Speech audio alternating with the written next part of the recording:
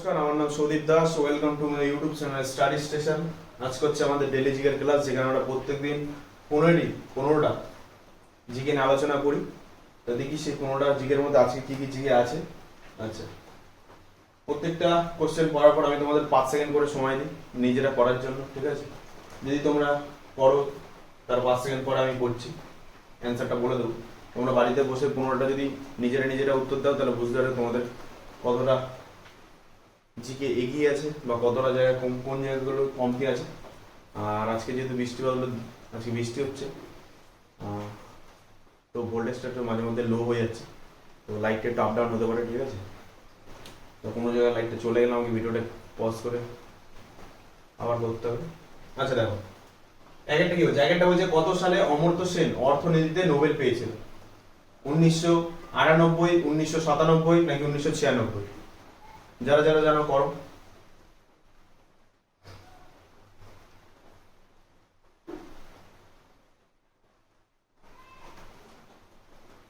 অমর্ত্য সেন অর্থনীতিতে নোবেল পেয়েছিল কবে? 1998, 1997 নাকি 1996?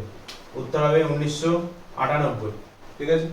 আচ্ছা, দুইটা কি বলছে, ভারতীয় চলচ্চিত্রের জনক কাকে বলা হয়? ভারতীয় চলচ্চিত্রের জনক কাকে বলা হয়? দাদা সাহেব ফালকে নাকি সত্যজিৎ রায়? কাকে বলা হয় ভারতীয় চলচ্চিত্রের জনক? দাদা সাহেব ফালকে নাকি সত্যজিৎ রায়? করো যারা দাও। এটার উত্তর হচ্ছে দাদা সাহেব ফালকে। 3 নম্বরটা কি বলছে, পণ্ডিত রবিশঙ্কর কোন বাদ্যযন্ত্রের সাথে যুক্ত? সেতার, বাঁশি নাকি বীণা? পণ্ডিত রবিশঙ্কর কোন বাদ্যযন্ত্রের সাথে যুক্ত আছেন? কে? সেতার, 2 বাঁশি নাকি 3 বীণা? উত্তরটা কি হবে? যারা জানো তারা করো। উত্তরটা হবে হচ্ছে সেতার। চারটা দেখি, চারটা কি বলছে, চারটা বলছে dreams from my father. Dreams from my father বইটির রচয়িতা কে? 1 Barack Obama, 2 John Kennedy, 3 George Bush. যারা জানো অ্যানসারটা করো মনে মনে।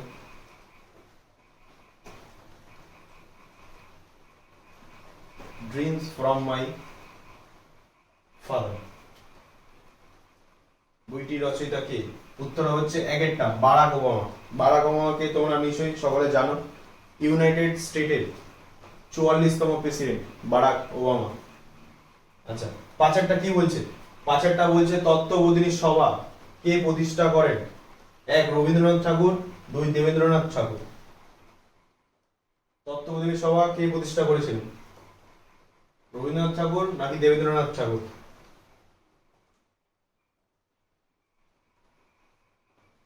তত্ত্ববোধিনী সভা প্রতিষ্ঠা করেন হচ্ছে 2 দেবেন্দ্রনাথ ঠাকুর। আচ্ছা, পরের পাঁচটা দেখি, পরের পাঁচটা কি বলছে।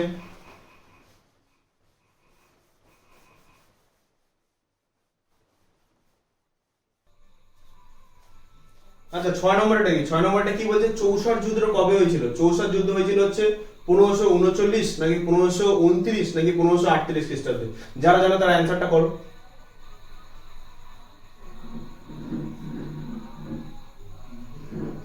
আচ্ছা, চৌসার যুদ্ধ ছিল কবে? চৌসার যুদ্ধ হয়েছিল 1539 খ্রিস্টাব্দে। 7 নম্বরটা কি বলছে, পরেরটা দেখি। 7 নম্বরটা বলছে মহাবীরের পূর্বতম তীর্থঙ্কর কে ছিলেন? ঋষভনাথ, পার্শ্বনাথ নাকি গৌতম বুদ্ধ? মহাবীরের পূর্বতম তীর্থঙ্কর মানে মহাবীর যত নম্বর তীর্থঙ্কর তার আগের তীর্থঙ্কর কে ছিলেন? ঋষভনাথ নাকি পার্শ্বনাথ নাকি গৌতম বুদ্ধ? জানো যারা করো। সাতারটা হচ্ছে 2 নম্বর পার্শ্বনাথ। ঋষভনাথ হচ্ছে জৈন ধর্মের প্রথম তীর্থঙ্কর, ঠিক আছে? আরেকটা কি বলছে, বায়ুমণ্ডলের কোন স্তরে ঝড় বৃষ্টি হয়? ট্রোপোস্ফিয়ার, আয়নোস্ফিয়ার নাকি মেসোস্ফিয়ার? বায়ুমণ্ডলের কোন স্তরে ঝড় বৃষ্টি হয়? এটার উত্তর হচ্ছে 1 নম্বরটা ট্রোপোস্ফিয়ার। বায়ুমণ্ডলের ট্রোপোস্ফিয়ারে কি হয়? ঝড় বৃষ্টি যা যা আছে সেগুলো কোথায় হয়? ট্রোপোস্ফিয়ারে, ঠিক আছে? আচ্ছা, 9 নম্বরটা কি বলছে, বন্দিপুর জাতীয় উদ্যান কোন রাজ্যে অবস্থিত? ছত্তিশগড়, বিহার নাকি কর্ণাটক? বন্দিপুর জাতীয় উদ্যান কোন রাজ্যে অবস্থিত? ছত্তিশগড়, বিহার নাকি কর্ণাটক? যারা জানো তারা অ্যানসারটা করো।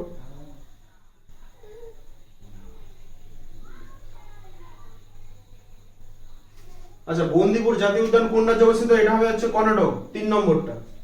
বিহারে কোন জাতীয় উদ্যান রয়েছে?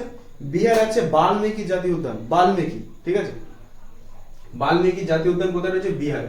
ছত্তিশগড়ে কি আছে? ছত্তিশগড়ে আছে ইন্দ্রাবতী, ইন্দ্রাবতী জাতীয় উদ্যান, এটা কোথায় রয়েছে? ছত্তিশগড়ে। আচ্ছা, 10 নম্বরটা কি বলছে? 10 নম্বরটা বলছে সংবিধানের কত নম্বর ধারায় মৌলিক কর্তব্যের কথা বলা আছে? 77, 76 নাকি 51A? সংবিধানের কত নম্বর ধারায় মৌলিক কর্তব্যের কথা বলা আছে? যারা জানো তারা অ্যানসারটা করো।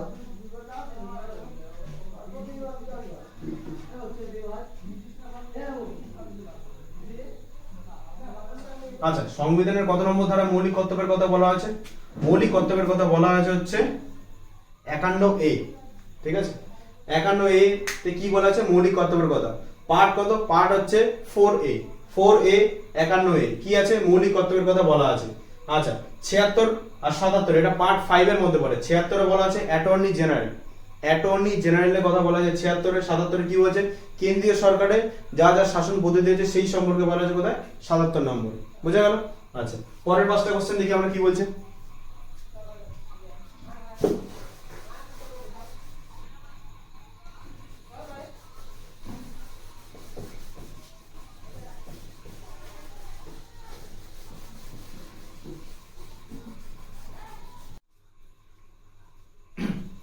আচ্ছা, 11 নম্বরটা কি বলছে? 11 নম্বরটা বলছে অপারেশন ফ্লাড শব্দটি নিচের কোনটির সাথে যুক্ত?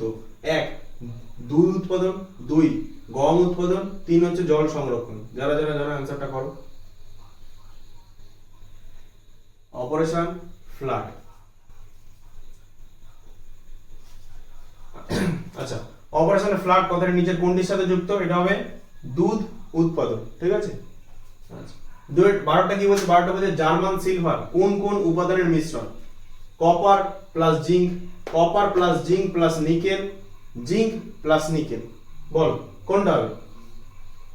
জার্মান সিলভার, ঠিক আছে। আচ্ছা, 12টা হয়ে যাবে হচ্ছে দুয়েরটা। জার্মান সিলভার হচ্ছে copper plus zinc plus nickel, এই তিনটি উপাদানের মিশ্রণ, ঠিক আছে। 13টা কি বলছে? কিসের অভাবে অ্যানিমিয়া হয়? অ্যানিমিয়া রোগটি কিসের অভাবে হয়? আয়রন নাকি ভিটামিন নাকি আয়োডিন? কোনটা হবে বলো?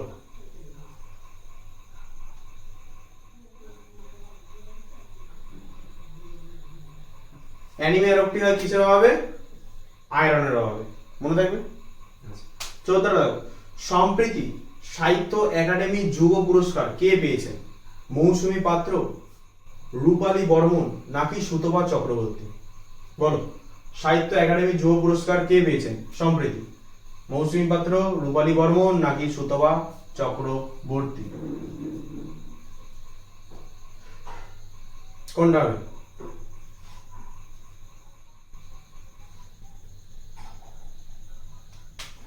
চৌদ্দটা হবে হচ্ছে তিনেরটা, সুতপা চক্রবর্তী। সম্প্রতি সাহিত্য একাডেমি যুব পুরস্কার কে পেয়েছেন? সুতপা চক্রবর্তী। তার 3 নম্বর বই দিরাজে হলুদ ফুল গত জন্ম, এই বইটির জন্য তিনি সাহিত্য একাডেমি যুব পুরস্কার পেয়েছেন। 15টা কি বলছে? মানব উন্নয়ন সূচক HDI ভারতের স্থান কততম? এটা হচ্ছে দেখো, এটা হচ্ছে 2022, ঠিক আছে। 2022-এ কততম বলেছে? মানব উন্নয়ন সূচকে ভারতের স্থান কততম? 2022-এ। 2022 সালে কততম স্থানে রয়েছে ভারত? 134, 122 নাকি 135? কোনটা হবে? এটার উত্তর হবে হচ্ছে একেরটা, 134। কটা? 193টা দেশের মধ্যে ভারত রয়েছে 134তম স্থানে। বোঝা গেল? আচ্ছা, তাহলে আমাদের 15টা প্রশ্ন শেষ। আজকের ক্লাসটা এইটুকুনি, আবার পরের ক্লাসে নতুন 15খানা প্রশ্ন নিয়ে আসবো। আচ্ছা, পুরো ভিডিওটা যারা যারা দেখেছো যদি ভালো লেগে থাকে অবশ্যই একটা লাইক করে দেবে, ঠিক আছে। বন্ধু বান্ধবদের কাছে শেয়ার করো যাতে তারাও দেখতে পারে। আর যদি কোথাও বুঝতে অসুবিধা হয় তাহলে আমাকে কমেন্টে জানাবে। আর এরকম আরো নতুন ভিডিও প্রত্যেকদিন আসবে, তার জন্য কি করতে হবে? চ্যানেলটাকে সাবস্ক্রাইব করতে হবে। চ্যানেলটা অবশ্যই সাবস্ক্রাইব করে রাখবে যাতে ভিডিও ছাড়লে তোমাদের কাছে খুব তাড়াতাড়ি পৌঁছে যেতে পারে। এই চ্যানেলে সরকারি চাকরির প্রস্তুতি যারা যারা নিচ্ছে তাদের জন্য অঙ্কও করানো হয়, আর ডেইলি জিকে প্রত্যেক দিনের ক্লাস থাকে। এর অনেক সময় অনেক সমস্যার কারণে হয়তো দিনের দিন আপলোড করা সম্ভব হয় না, একদিন লেট হবে, এর থেকে বেশি হবে না, ঠিক আছে। তো যদি ভালো লাগে থাকে অবশ্যই একটা লাইক করো, কারণ অনেক কষ্ট করে ভিডিওগুলো করতে হয়, ঠিক আছে। অনেক কোশ্চেন খুঁজে খুঁজে তোমাদের জন্য নিয়ে আসতে হয়। আশা করি তোমাদের অনেকটাই হেল্প হবে। ঠিক আছে, একটা লাইক তোমাদের অবশ্যই করার জন্য আমি দাবি রাখছি। Bye, good night.